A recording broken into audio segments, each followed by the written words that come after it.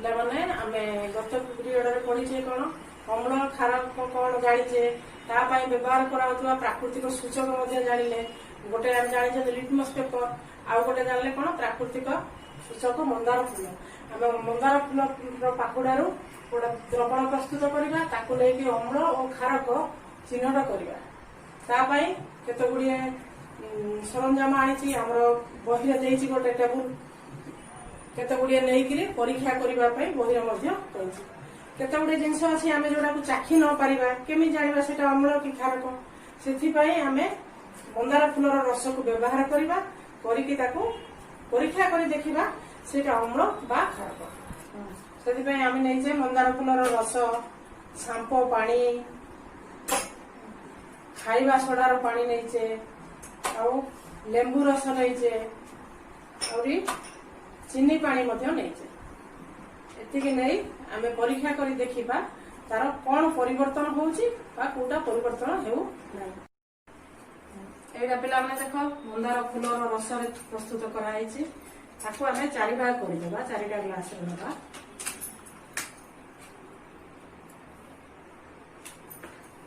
ଆମେ 4 ପ୍ରକାର ଦ୍ରବଣ ନେଇଛେ, ସେ 4 ପ୍ରକାର ଦ୍ରବଣରେ ମିଶେଇବା ପାଇଁ ଆମେ ତାକୁ 4 ଭାଗ କରିକି ନବା, ଦେଖିବା ଆମର କଣ ପରିବର୍ତ୍ତନ ହଉଛି।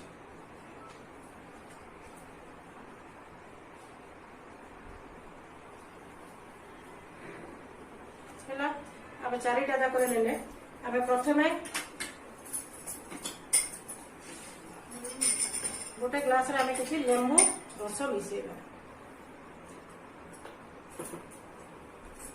ତାପରେ ଆମେ ତାକୁ ଧୋଇଦେବା, କାହିଁକି ନା ଏଥିରେ ତାପରେ ଆମେ ସାମ୍ପୋ ପାଣି ଗୋଟେ ଗ୍ଲାସରେ ପକେଇବା।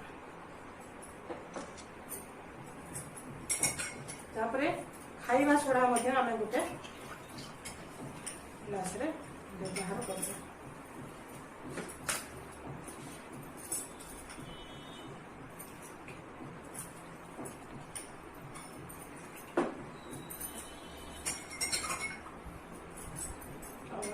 ଆମେ ଏଟା ଆମର ଯୋଉ ଚିନି ପାଣି ନେଇଛେ ତାକୁ ମଧ୍ୟ ପକେଇକି ଦେଖିବା।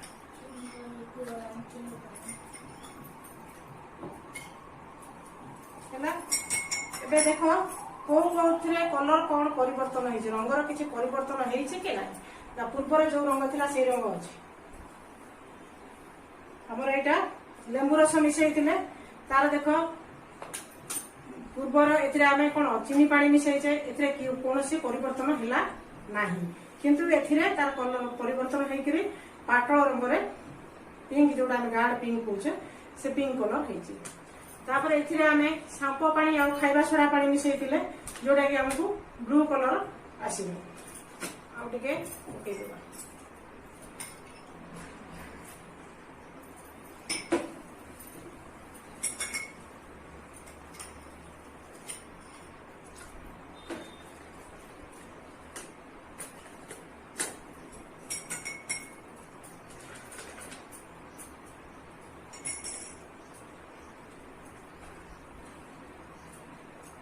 ଦେଖ ଆମେ ଆମ ପରିବେଶରୁ, ଆମ ପାଖରୁ ଆମେ ପାଉଥିବା ଜିନିଷକୁ ନେଇକି ପରୀକ୍ଷା କରିଲେ ଜାଣିଲେ କଣ ନା ଏଇଟା ହଉଛି ଅମ୍ଳ, ଏଇ ଯାକ 2ଟା କ୍ଷାରୀୟ, ଆଉ ଏଇଟା ହେଲା ନ୍ୟୁଟ୍ରାଲ। କାହିଁକିନା ଆର୍ଥରେ ମିଶେଇଲାରୁ ଚିନି ପାଣି ସହିତ କିଛି ପରିବର୍ତ୍ତନ ହେଲା ନାହିଁ।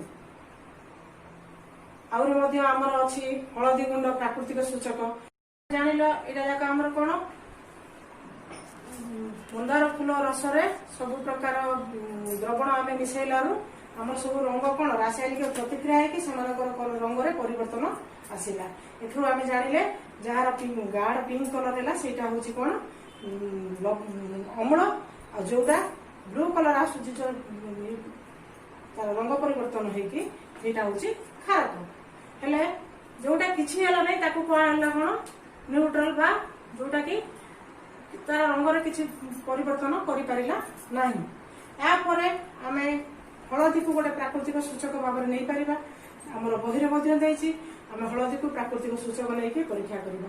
କଣ କରିବା, ହଳଦୀ ଗୁଣ୍ଡ କିଛି ନବା, ତା ଦେହରେ ଆମେ ଲେମ୍ବୁ ରସ ବି ପକେଇକି ଦେଖିବା କଣ ତାର ପରିବର୍ତ୍ତନ ହଉଛି, ଆଉ ସାମ୍ପ ବା ଖାଇବା ସୋଡା ତାକୁ ମଧ୍ୟ ନେଇକି ପକେଇକି ଦେଖିବା ତାର କ'ଣ ପରିବର୍ତ୍ତନ ହେଉଛି କି ନାହିଁ। ଆମେ ବି ଦେଖିଥିବା ପିଲାମାନେ ଗାଧେଇଲା ବେଳେ ଯଦି ହଳଦୀ ମାରି ହଉଛେ ସାବୁନ ହାତେଇ ଯାଉଛି ସାଧାରଣତଃ ହଳଦୀ ଗୁଡାକ କ'ଣ ହାତ ଜାଗା ଆମର ଲାଲ ହେଇଯାଏ, କିନ୍ତୁ ଲେମ୍ବୁ ରସ ପକେଇଲେ ହଳଦୀର କିଛି ପରିବର୍ତ୍ତନ ହୁଏ କି ନାହିଁ ଆମେ ତାକୁ ପରୀକ୍ଷା କରିକି ଦେଖି ନେବା। ସେଥିପାଇଁ ମୁଁ ଏଠି କିଛି ହଳଦୀ ଗୁଣ୍ଡ ଆଣିଛି। ସେ ହଳଦୀ ଗୁଣ୍ଡକୁ ବ୍ଲଟିଂ ପେପରରେ ଗୁଡ଼େଇକିରି ଶୁଖେଇକି ବିଭିନ୍ନ ପ୍ରକାର ଗ୍ରିଟିନ୍ସ ବିଭିନ୍ନ ପ୍ରକାର ନିମନ୍ତ୍ରଣ ଯୋଉ ଅଭିନନ୍ଦନ ପତ୍ର ସବୁ ପ୍ରସ୍ତୁତ କରାଯାଉଛି। ପିଲାମାନେ ସାଙ୍ଗମାନଙ୍କୁ ଦେବା ପାଇଁ ମଧ୍ୟ କରୁଛନ୍ତି। ତମେ ମାନେ ଚାହିଁଲେ ମଧ୍ୟ ସେମିତି କରିପାରିବ। ହେଲେ ଆମେ ଗୋଟେ ଛୋଟ ପରୀକ୍ଷା କରି ଦେଖିବା। ହଳଦୀ ଗୁଣ୍ଡର ତାକୁ ଆମେ ହଳଦୀ ପାଣି ପକେଇ ଦେଇକି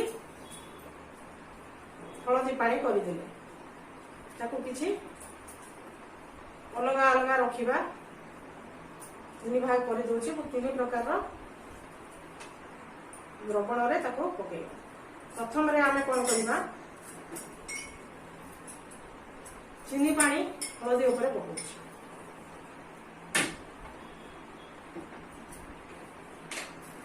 ଦେଖ ପିଲାମାନେ ତାର କିଛି ପରିବର୍ତ୍ତନ ହେଉ ନାହିଁ।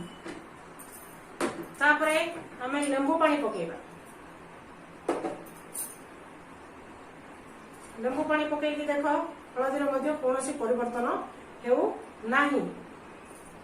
ତାପରେ ଆମେ ସାମ୍ପୋ ବା ଖାଇବା ସୋଡ଼ା ପାଣି ଯୋଉଟା ପକେଇଲେ ହବ ସାମ୍ପୋକୁ ମୁଁ ବ୍ୟବହାର କରୁଛି।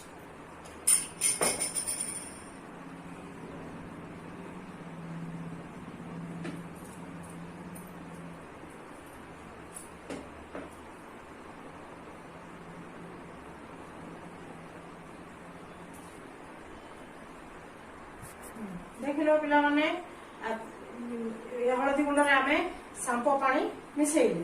ସାମ୍ପୋ ପାଣି ମିଶେଇଲାରୁ ଆର କଲରରେ ପରିବର୍ତ୍ତନ ହେଇଗଲା, କିନ୍ତୁ ଏଠି ଲେମ୍ବୁ ପାଣିରେ କିଛି ପରିବର୍ତ୍ତନ ହେଇନଥିଲା କିମ୍ବା ଚିନି ପାଣିରେ ମଧ୍ୟ କିଛି ପରିବର୍ତ୍ତନ ହେଇନଥିଲା। ଆମେ ମଧ୍ୟ ଏଠୁ ଜାଣିଲେ କ'ଣ, ହଳଦୀରେ ଖାର ମିଶିଲେ ତାର ମଧ୍ୟ ରାସାୟନିକ ପ୍ରତିକ୍ରିୟା ହେଇକି ତା ରଙ୍ଗରେ ପରିବର୍ତ୍ତନ ଆସୁଛି। ତେଣୁ ଆମେ ଯଦି ଯେକୌଣସି ଜିନିଷକୁ ଆମେ ଯେତେବେଳେ ପାଟିରେ ଚାଖି ନ ପାରିବା ତାକୁ ଆମେ ଏହିପରି ଭାବରେ ପରୀକ୍ଷା କରିକି ଦେଖିପାରିବା ଏଇଟା ଅମ୍ଳ କି ଖାର। ଅମ୍ଳ ଖାରକ ବିଷୟରେ ପୂର୍ବ ଶ୍ରେଣୀରେ ମୁଁ କହିଛି ଅମ୍ଳ କ'ଣ, ଖାରକ କ'ଣ, ଅମ୍ଳର ସ୍ୱାଦ କ'ଣ, ଏସବୁ ବିଷୟରେ ଆମେ ତ ପୂର୍ବରୁ ଆଲୋଚନା କରିଥିଲେ। ଏବେ ଏହାର ପରୀକ୍ଷଣ କରିକି ମଧ୍ୟ ଦେଖିଲେ ଆମକୁ ବିନା ମୂଲ୍ୟରେ ଆମେ ମାନେ ପରୀକ୍ଷା କରିକି ଦେଖିପାରିଲେ ଯେ ଆମର ଅମ୍ଳ କୋଉଟା ଖାରକ କୋଉଟା। ଅମ୍ଳ କ'ଣ ମୁଁ ପୂର୍ବ କ୍ଲାସରୁ କହିଛି, ଆମେ ଖାଇଲେ ଚାଖିଲେ ଯୋଉ ଜିନିଷକୁ ଆମକୁ ଖଟା ଲାଗେ ତାର ସେ ପଦାର୍ଥ ସେଟା ହଉଛି ରାସାୟନିକ ଗୁଣ ଅମ୍ଳୀୟ ଅର୍ଥାତ ଖଟା ଲାଗୁଛି, ଯୋଉଟା କି ଏସିଡସ୍ ଶବ୍ଦରୁ ଏସିଡି ବୋଲି ଆସିଛି। ସେମିତି ଖାରିଆ ଯୋଉଟା ଆମକୁ ପାଟିକୁ ଖାଇଲେ ଖାରିଆ ଲାଗେ, ହାତକୁ ଚିକଣ ଲାଗିବ, ସେଇଟାକୁ ଆମେ ଖାରକ ବା ଖାରିଆ ବୋଲି କୁହାଯାଉଛି। ଅମ୍ଳ ଓ ଖାରକ ଦୁଇଟା ଯାକ ମିଶିଗଲେ ସେଠି ଆସୁଛି କ'ଣ, ଲବଣ। ଯୋଉ ଜିନିଷ ଆମେ ପୂର୍ବ କ୍ଲାସରେ ପଢେଇ ସାରିଛେ ସେ ବିଷୟରେ ମଧ୍ୟ ଆଲୋଚନା ସରିଛି। ପୂର୍ବରୁ ତ ମୁଁ ଲିଟମସ୍ ପେପର ଆଣିକି ତମକୁ ଖାରକ ଓ ଲବଣରେ ପରୀକ୍ଷା କରିକି ଦେଖେଇଥିଲି। ଏବେ ଆମେ କିଛି ନହେଲେ ଆମର ମଧ୍ୟାହ୍ନ ଭୋଜନରୁ ମିଳୁଥିବା ହଳଦୀ ଗୁଣ୍ଡ ଓ ସର୍ଫ ନେଇକିରି ବଗିଚାରୁ ଫୁଲ ଆଣିକିରି ଆମେ ଏ ପରୀକ୍ଷା ମଧ୍ୟ କରିପାରିବା। ମନ୍ଦାର ଫୁଲ ଆମେ ଆମ ବଗିଚାରୁ ସଂଗ୍ରହ କରିବା, କରିକି ଏ ପରୀକ୍ଷାଟି ମଧ୍ୟ ଆମେ କରିପାରିବା। ତେଣୁ ତମେ ମାନେ ମଧ୍ୟ ଚାହିଁଲେ ନିଜେ ନିଜେ କରିପାର। ଆଉ ହଳଦୀକୁ ବ୍ୟବହାର କରି ବିଭିନ୍ନ ଅଭିନନ୍ଦନ